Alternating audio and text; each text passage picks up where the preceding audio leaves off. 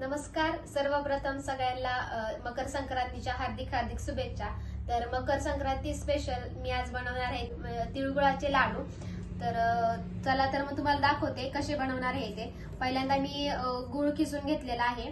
त्याच्यासाठी लागणारे शेंगदाणे सुद्धा घेतलेले आहेत आणि मेन गोष्ट म्हणजे तीळ सुद्धा लागतात. तिळाचे बनवायचे म्हणल्यावर तीळ लागणारच, म्हणून तीळ सुद्धा घेतलेले आहेत. या 3 गोष्टींपासून आपण 5 मिनिटात बनवणार आहे तिळाचे लाडू. चला तर मग तुम्हाला दाखवते कसे बनवायचे ते. तर आपण हे शेंगदाणे घेतलेले ते शेंगदाणे आता भाजून घेऊयात.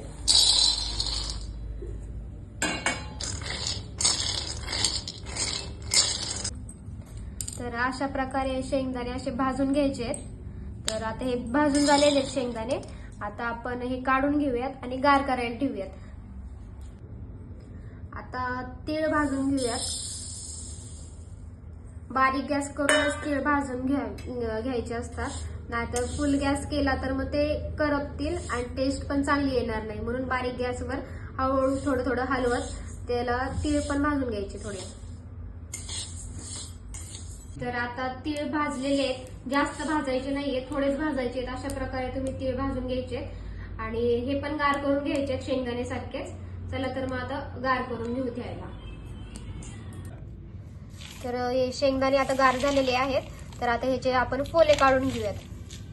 अशा प्रकारे तुम्ही फोले काढून घेऊ शकता.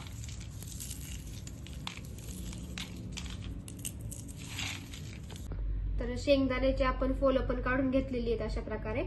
तर आता पहिल्यांदा आपण तीळ घेतलेले भाजलेले ते आपण बारीक करून घेऊया थोडेसे.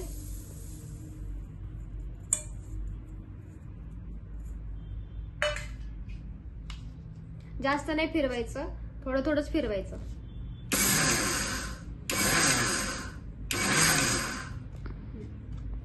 अशा प्रकारे ती थोडेसेच फिरवून घ्यायचे. त्याच्यानंतर आपण ह्याच्यामध्ये शेंगदाणे टाकणार आहोत.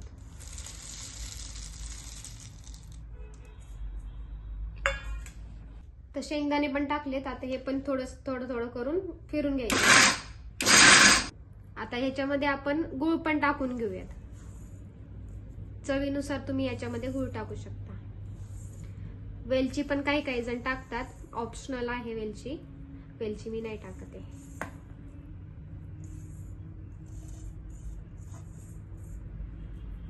आता हे आपण बारीक करून घेऊया, थोडंसं फिरून घेऊया.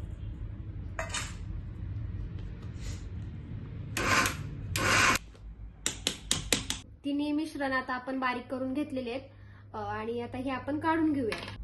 तर अशा प्रकारे हे आता मिश्रण आपण एका ताटामध्ये काढून घेतलंय. आता तर आपण ह्याचे लाडू वळून घेऊयात. त्याच्या आधी आपण ह्याच्यावर थोडंसं तूप टाकून घेऊयात.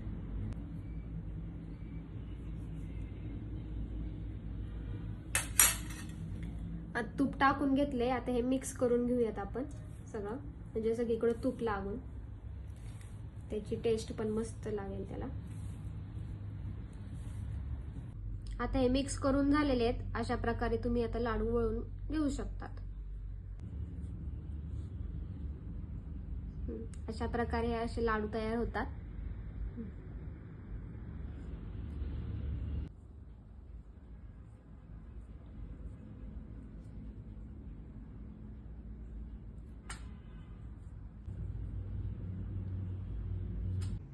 तर अशा प्रकारे तयार झालेले आहेत आपले तिळगुळाचे लाडू.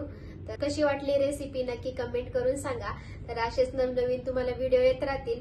चॅनेलला नक्की सबस्क्राईब करा, लाईक करा, शेअर करा. थँक्यू.